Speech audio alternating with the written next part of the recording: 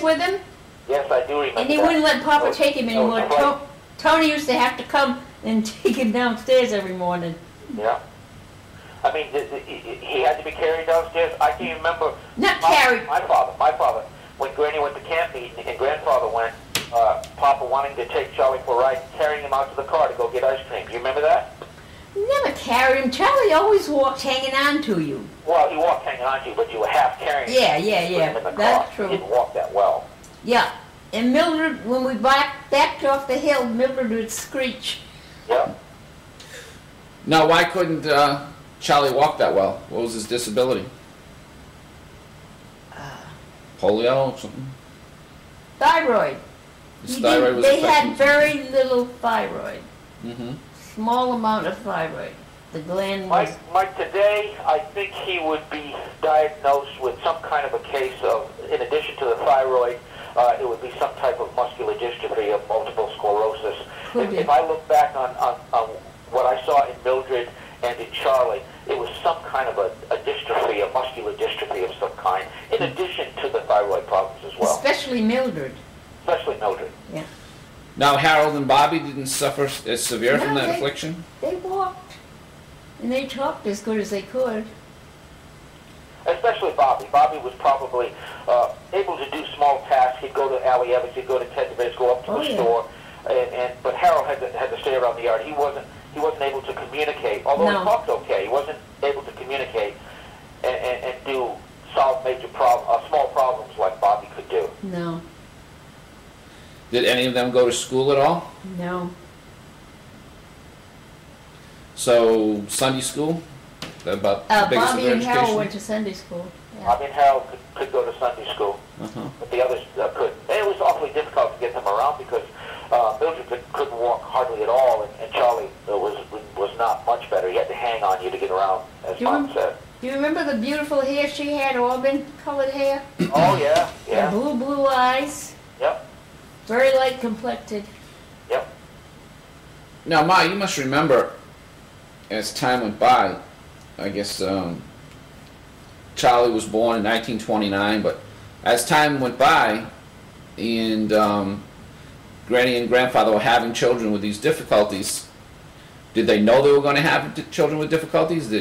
How did it affect them? They didn't know until they were born, and everyone said after Charlie, who was the oldest of them, why did you get pregnant again? And they used to say that to me, and I think God will give them whatever they want, because I was taught that.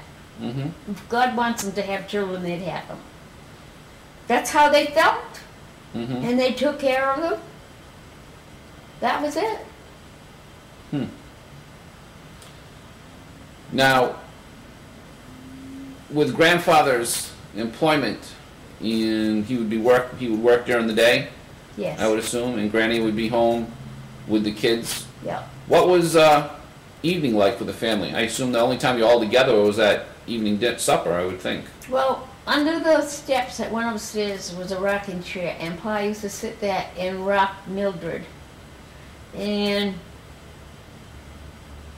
I would probably go somewhere, but wouldn't be too far. She wouldn't let us go anywhere. Teddy went wherever he wanted. And then Louise was stuck on Tony, and she was going out with Tony. She let her go out with Tony, and I had to go and watch him.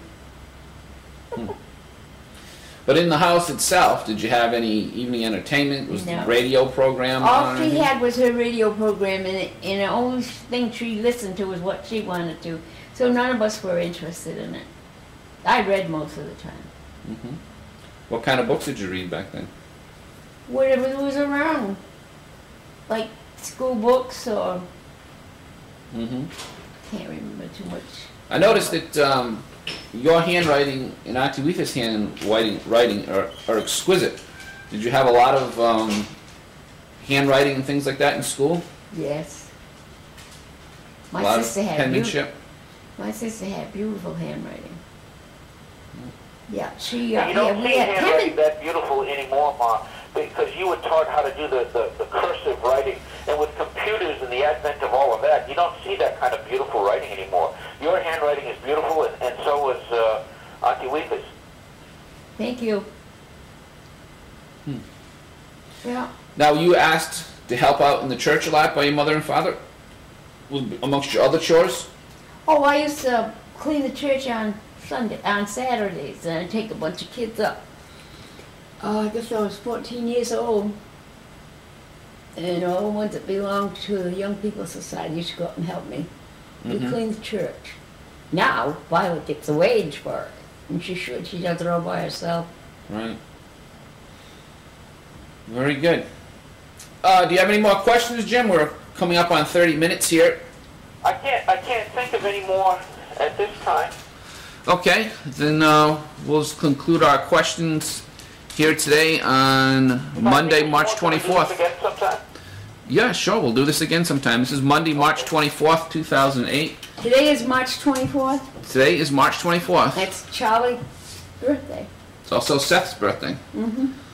Charlie's the same birthday as Seth. Yeah. Yep. Isn't that something? 1929. Yeah. All right, very good. Thanks, Jim. We'll talk to you later. Okay. Yep. Bye, son. Bye-bye.